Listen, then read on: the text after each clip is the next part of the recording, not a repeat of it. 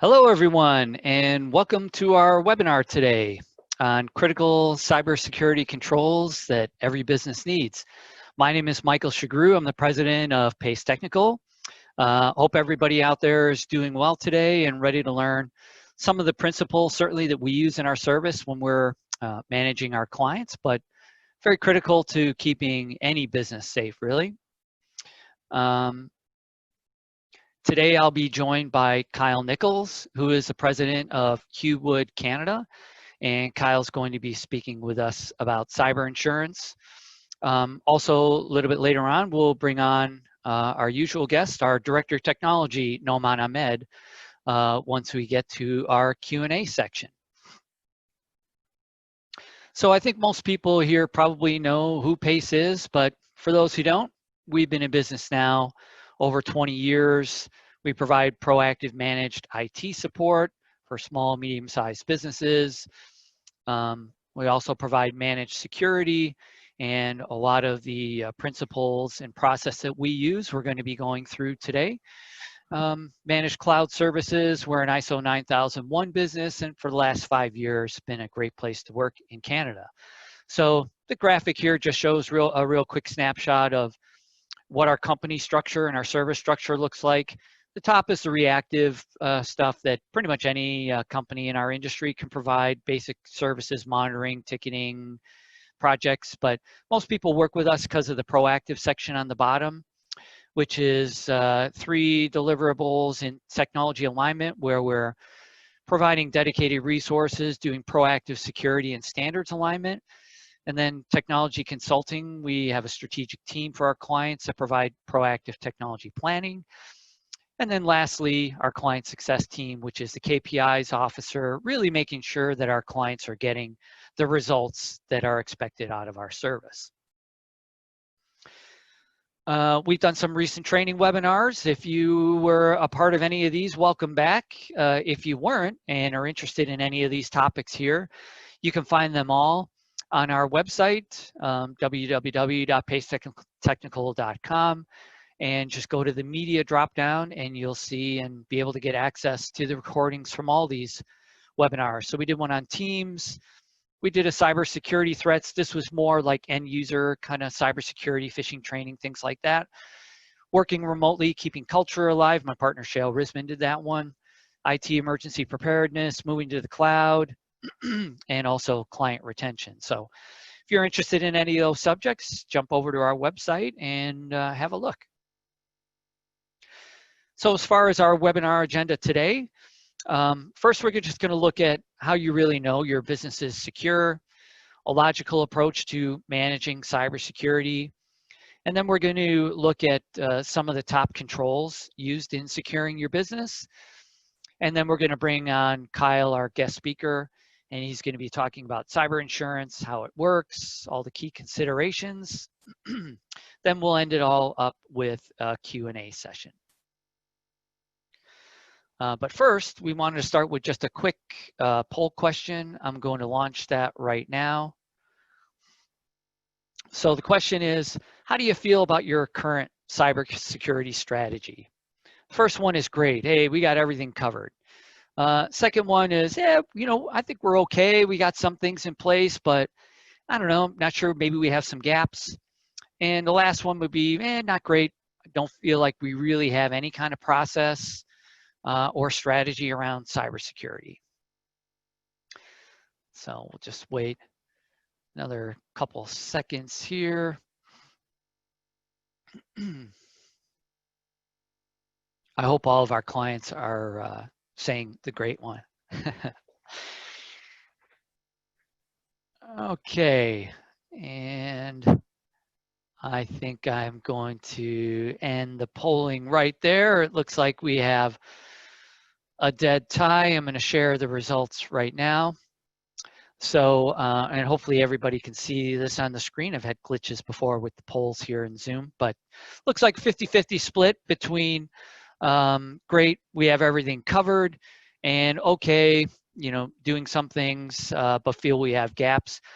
Kind of what I expected responses to come in at. I think everybody has some sort of tools or level of security in place, but there's always the potential to be a little bit better and do more things, which is why you're here today. So hopefully we'll be able to give you some ideas to take back with you. All right, so we're going to move on. So in preparing for this webinar, I had to look around at. I'm just going to stop my video in case it gets in the way. Had to look around at what other organizations were doing and what kind of material they were presenting on cybersecurity. I found a real common theme. So the first part of it starts with showing you a scary, hooded, faceless character, obviously at this moment hacking into your network right now as we speak. Then they throw you a list of headlines about recent cyber attacks, how awful they are. And then lastly, Darth Vader comes on to tell you how horrible your IT security strategy is, or as he would say, disturbing. All right, that was my Darth Vader impression. And then after that, you're asked to buy a bunch of cybersecurity tools. So, you know what, I thought maybe I would try a different way. So first off, I just wanted to start by looking at how you know your business is secure. Like, we don't have to go through all the cybercrime stats and things like that. Hey, if you want more stats, I can give those to you. But I want to start off with a quick analogy. If you're looking at your home, how do you know your home is secure? Well, I'm sure you have probably lots of things in place in your home. So you've got locks on the doors, locks on the window, alarms, smoke detectors, carbon monoxide detectors, I assume, curtains, blinds on the windows, all things that try and help you and your home be a little bit more secure. But how do you truly know? Well, this is how. Locks on the doors are great, but you need to check and make sure you lock the door. I don't know how many of you on the call, just before you fall asleep, maybe your spouse or somebody else says, can you run downstairs and make sure I lock the door? Or you just lie there yourself, second guessing, and then you can't sleep because you can't remember if you lock the door or remember to turn on the alarm system or whatever it is. But really, basically, the point here is you have all these great things built into the home, but you still need some sort of process to know that you're secure. You need a process of kind of checking those things out. So now let's have a look at your business. How do you know your business is secure? And let's consider your IT network. Pretty much every business, I'm sure, on this call has these things in place. You must have a firewall, probably some semblance of security software, antivirus, malware, spam filters, things like that. Probably have a monitoring tool of some sort. I'm hoping everybody has backups. You might even have some additional security tools. But I will say companies around the world have all of these things in place, yet we still see victims of cybersecurity or cybercrime every day. So how do you know, even with these things, that you're secure? Well, if you have a firewall, not everything is set it and forget it. Who's checking your firewall settings? Who's looking to see is the latest firmware, the latest software up to date on your firewall? Security software, same way. What type of tool are you using? Is it covering everything? Is it up to date? How does it get updates? Who's checking that? Is there a process there? Monitoring tools are great, but really they only tell you after something has gone wrong or happened. Backups, are you testing backups occasionally? How do you know that they were successful? And do you know things like your recovery time? Should something bad happen, do you need to go out and get new hardware, etc.? Yeah, same idea with any other security tools that you might have. But the big point that I want to get across here, tools are really only part of an IT security strategy. Like, they're a very important part of it, but they're only one small piece of it. Because now if you consider your business, there's a whole bunch of other security considerations. You have your users. As users come and go, making sure you have the right people in place and you don't have users that are gone from the company still in your system. Who's looking at and managing your Active Directory? your wireless security, remote access, certainly right now. In this time, with a lot of businesses still not back in the office and a lot of people accessing things and assets remotely, who's managing and checking that access, remote software, file access permission. So you get the idea. There's a whole bunch of other things really beyond just tools. And the only way to really know that you're secure with these things is by having a process and a procedure and structure around these things, and certainly around security. So a common approach to security management is this, install tools, wait for something to go wrong. This is kind of because this is really a support model that makes up the majority of businesses in our industry, certainly from an outsourced perspective, but you even see it with internal IT teams as well, that proactive process and procedure and things like that isn't necessarily the prevalent thing when they're learning how to manage Windows and things like that, Windows Server.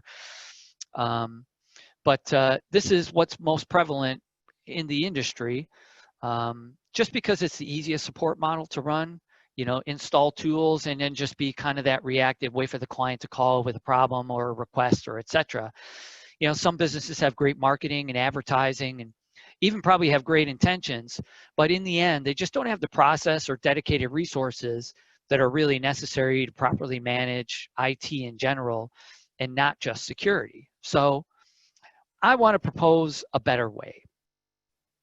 So let's look at a logical approach to managing cybersecurity. And I'm going to suggest using a cybersecurity or information security framework. Now, there's smart people who specialize specifically in this and have already created all the process and procedure necessary to keep a business secure, and they exist in these frameworks. So just a real quick definition. Information security framework, it's a series of documented, agreed, and understood policies, procedures, and processes that define how information is managed in a business so that you're lowering risk, vulnerability, and increased confidence in an ever-connected world.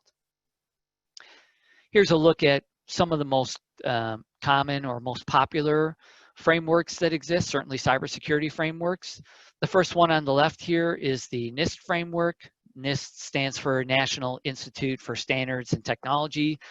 This one was originally created in the US, and certainly the organization has been around for a long time as a standards organization, but in 2013 they created this cybersecurity mainly for protection of US government entities. The middle one here, I'm sure everybody's heard the term ISO, even if you don't 100% know what the ISOs all stand for. But ISO is the International Organization for Standards. So it originally started in the UK, and ISO standards are recognized globally. And there's a whole bunch of different ones for different business sectors, whether you're in manufacturing, and certainly for IT, there's actually several around IT. This one here in particular is recognized globally across the world. And then the last one here on the right is the CIS Controls, and CIS stands for the Center for Internet Security. It's basically a not-for-profit organization, but it has like collaborators, security leaders from across the globe are collaborators on the platform and the framework that they have. So what I want to talk about today was first off, there's some challenges with these frameworks, and probably why certainly a lot of people on this call may not be registered or certified under one of these. There's some challenges. So they're originally designed for government agencies in a lot of cases and organizations with just extremely sensitive data. So they needed the highest level of controls. Generally, there's one main framework. It's kind of an all or nothing concept. Or you'd have to go in and sort of figure out which is important enough and pick and choose which controls to follow within these. They're very detailed. They can be very expensive to implement, especially with the ISO standard. Like you need an ISO certified body in order to become certified there. And there's really no small business option. So what I wanted to look at now, there's been some changes within the CIS controls. So just a quick look at the CIS controls. This is kind of an overview here of what their controls. They break it up into 3 different areas: basic, foundational, organizational. I don't want to get too deep into the woods here because we'll be looking at some of the specifics. But the one thing we like about the CIS controls is there's also overlap within the NIST framework too, in how they utilize the identify, detect, protect, and respond components of their framework. But CIS has introduced a new version 7.1 of their control recently, and they did an interesting change where they basically took this giant framework designed for organizations that need, to be hyper, secure, but broke it up into 3 different implementation groups. So the first implementation group, looking here on the left, is an organization with limited resources and cybersecurity expertise available to implement the subcontrols. And then it goes up from there. So implementation group 1 is going to have a portion of controls that they think every business should have in place. And then they're going to go to a level 2 if you have more sensitive information or you have more resources to be able to do it. And then the highest level is group 3. So if we look at the definition here on the right, implementation group 1 is a set of controls for small commercial that use commercial off-the-shelf or home office software, where sensitivity of data might be lower. They're typically going to fall under this one. So this is typically how you would see it under the controls. The lowest level, implementation group 2, just builds on group 1, et cetera, et cetera. So it just really gives organizations of all sizes and all complexities when it comes to security a baseline in order to be able to measure themselves against. So if I was to just give you an example, this is what one of the CIS controls looks like. This is number 15, which deals with wireless control. So you can see in total, if you are going to be fully compliant with the CIS controls, there's 10 different controls that you have to adhere to. But if you're group 1, it's the only 2 controls, which is the AES standard and separating your networks. We'll look at that again a little bit later.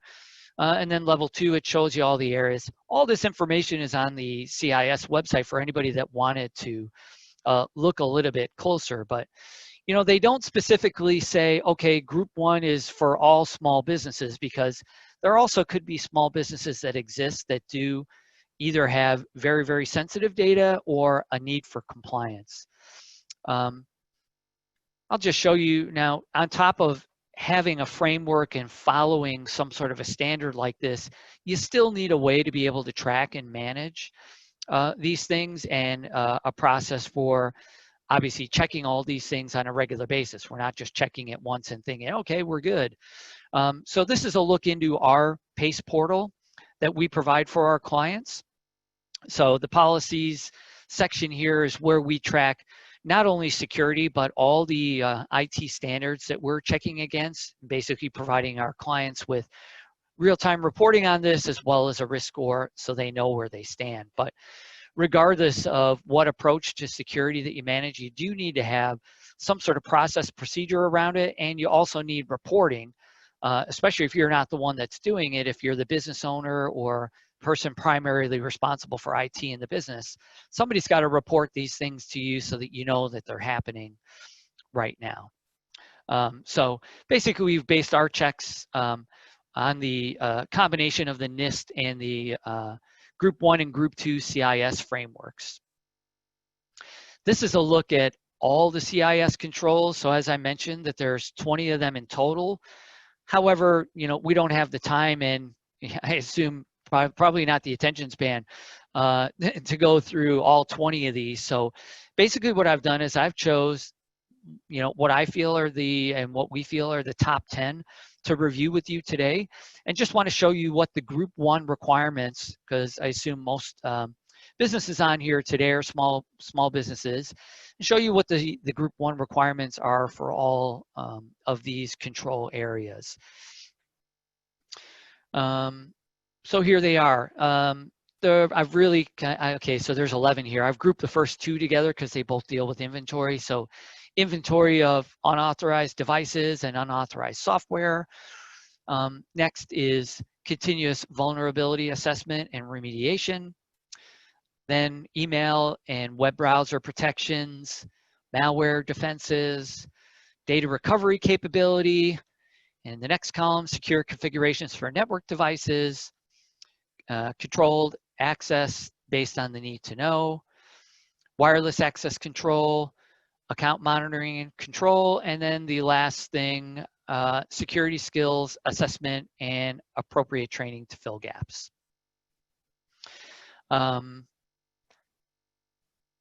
So we're just going to keep moving through, and we will, I know I see Rod has raised his hand. We will get to questions at the end. So if you can just pull up the Q&A, and at any time you can certainly ask a question. If one of your questions is this being recorded? The answer is yes. I'll get that one out of the way. I get that one every single time. So it will be recorded, and we will make it available to you. So here's the first one that we're going to go through is CIS Controls 1 and 2, which is inventory control of hardware assets and software assets. So with hardware, maintaining an up-to-date inventory, and also the reporting on that, and ensuring unauthorized assets are removed. So this one, I mean, it definitely takes process. So I meet with a lot of businesses, and I have to say, very few, when I ask, can provide any kind of an inventory on their equipment. And even the ones that can provide it, most of the time it's well out of date. You know, sometimes it might be from like the last server project, or they did an office move, or maybe when they first started working with their provider, they came in and gave them, you know, did an audit and gave them a list of equipment, etc. But very, very few have any kind of a process in place, both for maintaining the inventory, but also then reporting so that you have access to this.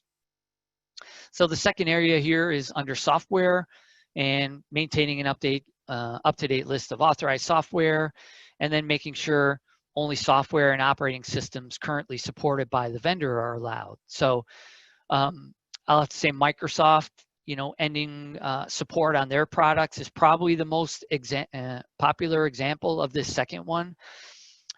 This was certainly a big event for many businesses over the last year or so, with Windows 7 going and ending support. And we're still seeing businesses running Windows 7 machines even still now that, you know, didn't have a great plan for changing these things over. But look, if you're maintaining a good updated inventory and you have proactive planning in place, you know, you don't get caught off guard with these kind of things, and you know, don't end up having unsupported systems or software. So again, here now, this is just another look into our PACE portal. For our clients, again, we do manage, you know, inventory in real time. Just a quick look of where we show the screens for endpoints, servers, and software. You know, the detail, our clients can go in and click and get detailed views on all these things. But our portal kind of goes beyond just the Group 1 section, and into the detail goes into some of the Group 2 requirements under CIS controls as well. So the next control is CIS 3, which is continuous vulnerability management.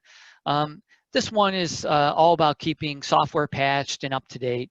You know, software providers are constantly auditing and testing their software, as well as end users are providing information on security holes. So these updates, you know, not only update the functionality and performance of software, but more importantly, improve security and then close up any kind of security holes that may exist. So yeah, utilizing automated software to ensure operating systems are running the most recent security updates, and then where possible, utilizing automated software to ensure third-party software have the most recent security updates. So this is another one that takes process. You know, you need to understand how often you're searching for new updates and implementing updates, and you know, things like even with patching, like you can turn on automatic updates, but I'm sure there's people on the call that have experienced, you know, Microsoft releasing an update or a patch that breaks other things. So you just want to be careful with that, especially third-party software as well, especially if it's a critical application for your business. Making sure you have some process in place for doing not only checking the updates, but controlling how you update and add those things into your systems, because again, you know, also could cause problems, and that's not what you want. Number 3 here is CIS control number 7, which is email and web browser protections. So basically this one just want to minimize attackers' ability to manipulate human behavior, basically phishing, you know, with web browsers and email systems. So the control is that only authorized web browsers and email clients should be allowed. And then also you should be using a DNS filtering service. So a DNS filtering service is basically phishing protection plus, I like to say, kind of goes a little bit beyond just email phishing protection. So just an idea here of how DNS filtering works. So there's some phishing protection software out there that addresses, you know, links contained just in an email, which is where most of malicious links come from due to phishing. However, hackers are getting smarter and, you know, making the malicious links 2 and 3 steps past just the initial link in the email. So you'll get an email that'll pass spam filters and other filters because the link in it might be legitimate. It might be going to a legitimate web page that doesn't have any malicious software. However, there's links then within that page or a page beyond that that are the ones that are going to try and steal, like your IDs, passwords, things like that. We've even seen cyber criminals using SharePoint pages, even on Microsoft Office 365, to harbor these links. But basically, DNS filtering goes beyond that, and it basically says, all right, for any user making any kind of an internet request of any web address, the first thing that happens is it checks whatever that website is against a database of known or malicious sites. And if it shows up in that database, it's just going to block access. If it's okay, it allows you to go to that website. Typically within milliseconds, that all happens. And I put in here Cisco Umbrella. This is one of the products that we really like and we utilize for some of our clients. So the next control is CIS number 8, which is malware defenses, also basically antivirus. So the group 1 controls under this one, the first is ensuring you have anti-malware, antivirus software, updates its scanning engine and signature database on a regular basis. So one of the things here in the suggestions we usually make, or I mean, we just use a next-gen product with our clients, but if you're not one of our clients, check and see what kind of a product that we use. Some of the major differences between just a standard or a next-gen product, typically the next-gen are using web-based definitions and databases versus having to download newer virus definitions and things like that and only having access once you've already downloaded. And then some of the next-gen products also use AI to like recognize different patterns, like if they start seeing a whole bunch of files being encrypted or they see, you know, known malicious scripts running within a system, they're going to flag those.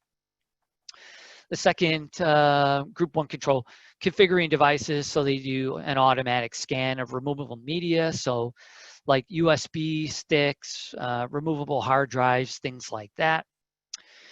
And then the last one, configuring devices to not auto-run content from removable media. So you can have executables run as soon as you plug in a USB stick, and we want to obviously prevent that. So the next one, number 5, is data recovery capabilities. So here's some of the group 1 controls. I mean, these are all, you know, basic things. Ensuring, I hope everybody on the call has backups up and running. Ensuring all system data is automatically backed up on a regular basis. Ensure key systems are backed up as a complete system through imaging to ensure quicker recovery. Ensuring backups are protected via physical security and encryption. You know, most standard backups do utilize encryption. And then lastly, ensuring backups have at least one offline or offsite backup destination. Hopefully by this point, everybody has something like that in place. But I will say backups is one technology that's definitely changed over the last 10 years. So if we just look at the types of backups that are still available and prevalent, we still see all these. First one is file-based, which was basically the original type of backup, which is just basically copying all files and data. It's basically the cheapest kind of backup that you can do, but it also comes with the longest recovery time, because basically you need to completely rebuild systems, users, and security and things like that. Even if you're just backing up files and you're like, well, I don't care, I just need access to the files.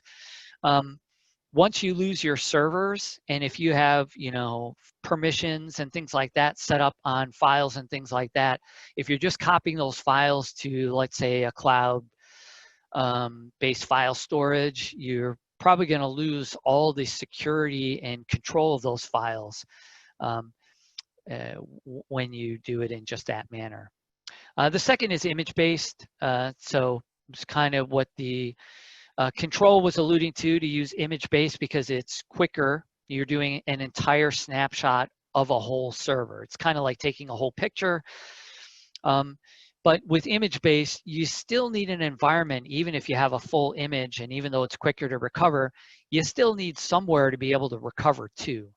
And we see a lot of the backup solutions that are out there, even though they're image-based, they don't have that key component. So if you have a server meltdown and the hardware is not functioning, you need a new piece of hardware. So you got to go out and find a new server. And even if you're backing up to the cloud, a lot of the cloud storage is just backing up these images as a static file. You still need to create a cloud, even if you want to run in the cloud, a cloud server environment, configure it, and then recover that image to that environment. So the third kind is what we call business continuity. This is what we run with all of our clients. And basically it combines image-based backups with a ready-to-run server environment. So if a server dies, how we have it set up anyways is we have a local appliance with our clients, as well as a cloud-based server farm that's basically ready to go. Literally within minutes, we can start up a client's servers if any kind of emergency or disaster happens, and then get full recovery and have all users set up to the new appliance or new environment, typically within an hour. The last one is a redundant or replicated hot site. This is the most costly solution, because basically what you're doing is duplicating your whole infrastructure, whether it's with hardware in another location, or if you have a cloud solution, replicating that whole cloud solution somewhere else. It's the most costly, but the quickest recovery time. You can recover probably within seconds to minutes with that solution. And just a quick visual of what the recovery time, average recovery time with file-based backups can be upwards of 3 to 5 days. Image-based, all depending if you need to get new hardware and things like that.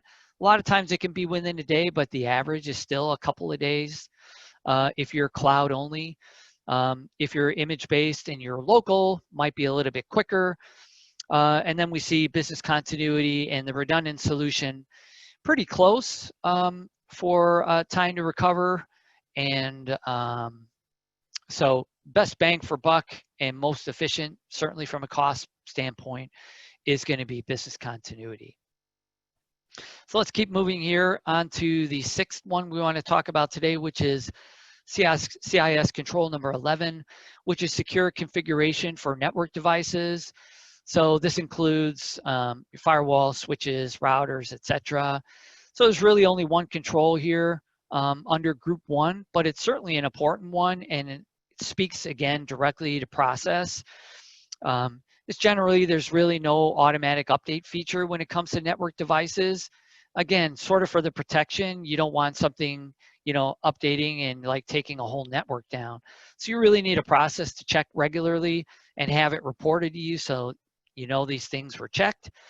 A lot of times these updates are done overnight in a controlled manner, usually with somebody watching. But anyways, the control is ensuring you have the most up-to-date, stable version of security-related updates installed on all of your network devices.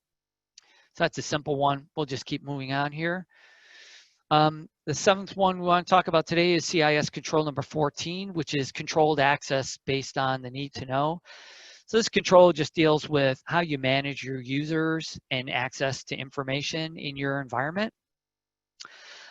So there should be a process and a structure around this. And they say need to know is that you shouldn't just be wide open with everyone having access to everything, unless you are an organization where it really doesn't matter. But most organizations need some control and have some sensitivity of information that not everyone should see. So the control here is protect information through access control lists. A couple of examples of this is controlling access, file access through group policy and security groups. I've shown what the group 2, so a level above group 1 would be, and that's encrypting sensitive data at rest. So if you have a lot of sensitive data in your files, let's say, making sure that you have encryption on those files would be a good idea, even though it is a group 2 requirement.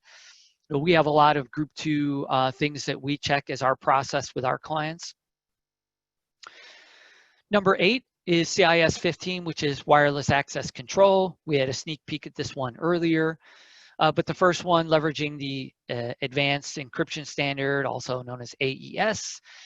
Basically, when you set up a wireless network, you have options on what sort of standard that you're going to use. AES is the most common one in use today. It basically is encrypting wireless data in transit.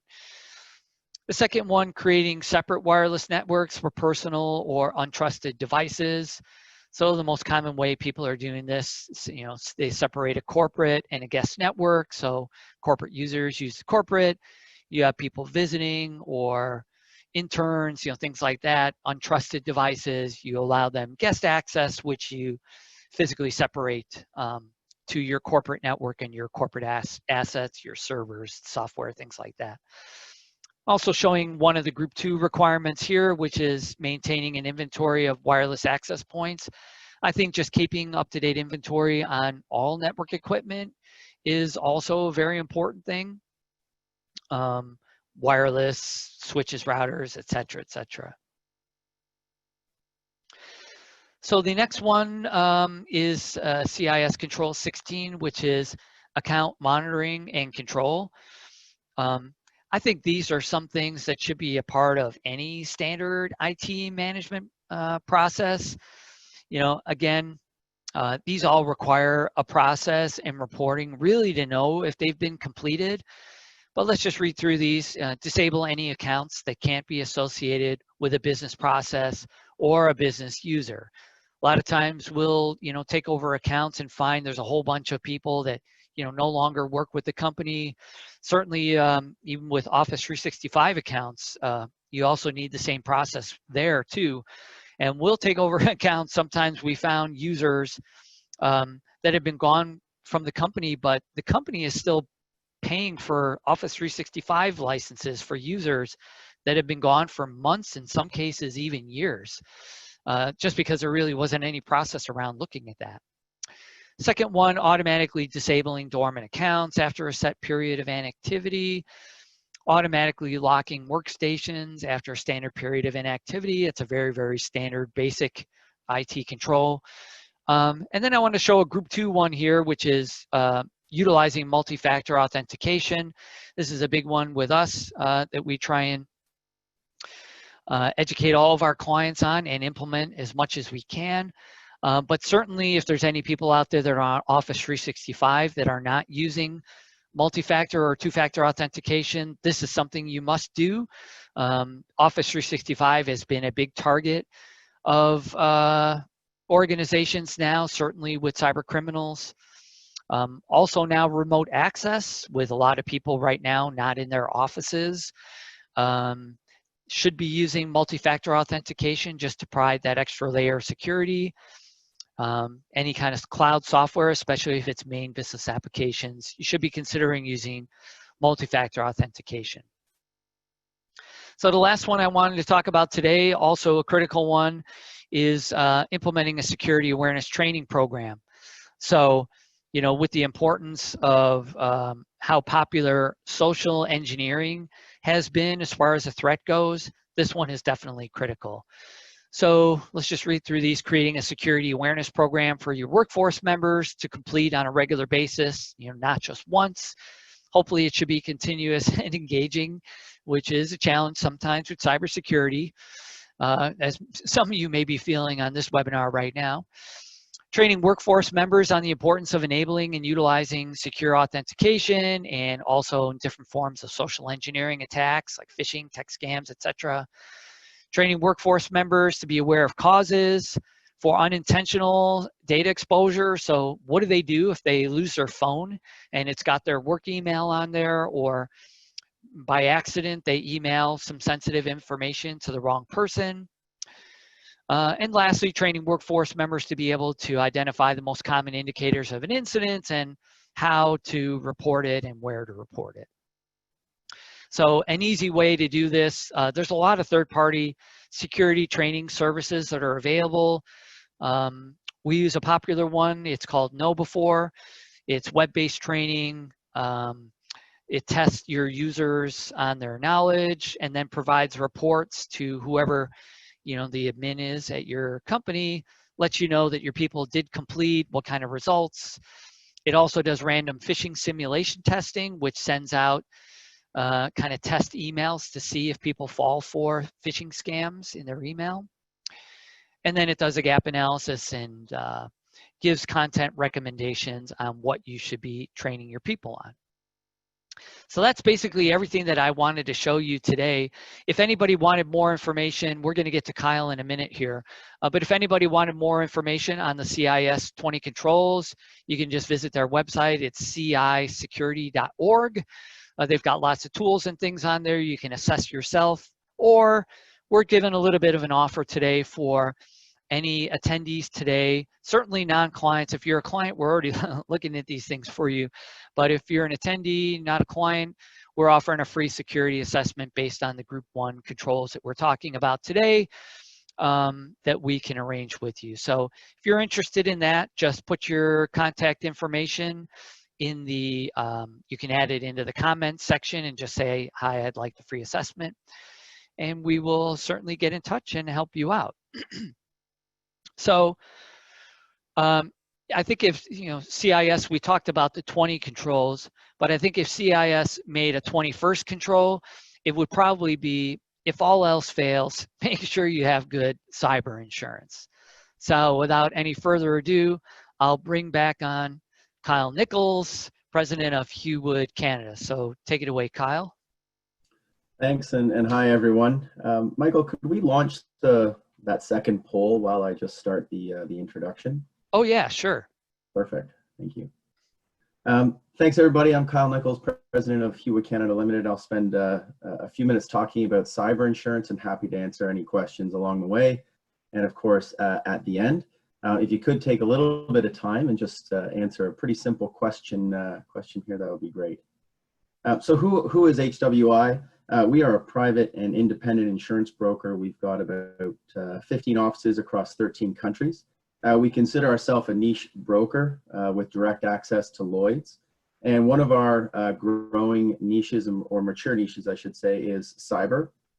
And that's both on the commercial side, which we'll be talking about today, but also on the on the personal side as well. But we're going to focus on the commercial side today. And we're pleased to have our industry practice leader calling in today, Tendai Moyo. It's great. So why are we here? Well, pleased to say that we are a PACE client, but we're here because insurance is there to support the business, to support the IT strategy of the business, and to support the IT team of the business. and because the threat landscape is constantly evolving, and we can use all the help that we can get. There's a proliferation of ransomware demands, and this is across all industries. Internet of Things devices, if you will, are designed for functionality, not necessarily security, which does leave gaps into an organization. And we have seen more of a trend of disruption as opposed to deletion of data. And this impacts processes within the business and can even disrupt the proprietary source code that you may be operating on. And no longer is it just an intangible loss. We're talking about meaningful data to the organization, such as source code, but also the legislative environment has real teeth now with significant fines and penalties that can materially impact the business. And as Michael had mentioned, there is a proliferation of social engineering fraud. This is the email from the CEO or CFO asking for funds to be wired. And we've seen some material losses in there. And the insurance industry has responded. So in short, the threat landscape is evolving and it is increasing in materiality. And what we've seen from an insurance perspective is, and what claims data is bearing out, is that most incidents occur as a result of either a malicious hacker or an unsuspecting employee. And so all of the material that Michael just went through is the idea of protecting that organization from an IT structural perspective. We know that small businesses, small, medium-sized businesses are struggling with the prevalence of ransomware and extortion demands, how to handle that as an event, who to reach out to, and making sure that the organization responds in an appropriate way. We've seen demanding contractual language as well. And of course, many people are outsourcing their IT infrastructure, but you can't outsource your liabilities if you are collecting data. And finally, there is some confusion within the marketplace, within the procurement as well of insurance, as to where cyber fits within an insurance program. And so what you see up here is my working definition to set the stage. It is constantly evolving as the threat landscape evolves. It does both offer a product and a service. So it is focused on protection, but in that balance sheet protection, but also a suite of services that help pre-breach, during the breach, and post-breach to remediate the incident. It focuses on protection and preparation, and it also provides protection to you as the organization as the first party, so as well as a third party. And the way this manifests itself is in essentially two types of coverage. The first party coverage, which is otherwise known as expense coverage. If we could just flip the slide there, Michael. Perfect, thanks. So this is expense coverage or first party coverage, or think of it as after the incident, this is where the insurance company cuts the check to your organization. There's a number of benefits to this type of coverage, and first is notification costs, and those are the costs such as associated with as mailing campaigns to notify people, credit monitoring, and setting up call centers to handle questions about the breach. These are significant first-party costs. They are typically unbudgeted costs, but they are mandatory costs from a legislation perspective. Forensic investigation costs are, again, significant costs to an organization to understand how the breach occurred and to ensure that the problems do get remediated. Business interruption, this is a coverage grant that allows lost income to be paid back to the organization as a result of a network breach that interrupts the business. And we also have crisis management expenses, and this is the application of the service component to the coverage. And these are the costs incurred in hiring a PR team or a lawyer to address your stakeholders, your clients, your investors, et cetera, regarding the breach and what you're doing about it. Data restoration, this is the cost to restore the network and the data to the point it was just before the event occurred. And this can include hardware and software replacement. Cyber extortion is getting a lot of press lately. These are the costs associated with a hacking attack or a threat of an attack against a company where there is a demand of compensation to stop the attack. And then finally, regulatory proceedings coverage. With the legislative environment becoming much more mature around privacy and exposure of data, this grant will allow coverage to be paid back to the organization in preparing for a civil administration or regulatory proceedings. Thanks. Can we flip to the next slide there, Michael? Thank you. And then there's the liability coverage, third-party coverage, or when the insurance company cuts a check to the injured party. So the first one, network security liability, covers damages and claims expenses associated with the breach, so the unauthorized access or degradation or disruption to the network. So this could be denial of service attacks, phishing attacks, etc., that are causing a loss to a third party. Privacy liability, this covers the costs associated with the disclosure, use, access, destruction, what have you, of personal protected information that an injured party might be coming after your organization. And then finally, the internet media liability. This is the liability resulting from allegations of privacy, defamation, disparagement, copyright, piracy, etc., related to the content displayed electronically, so such as a company blog or a company LinkedIn profile. So we just want to flick over there. Thank you. So why should this coverage at least be considered?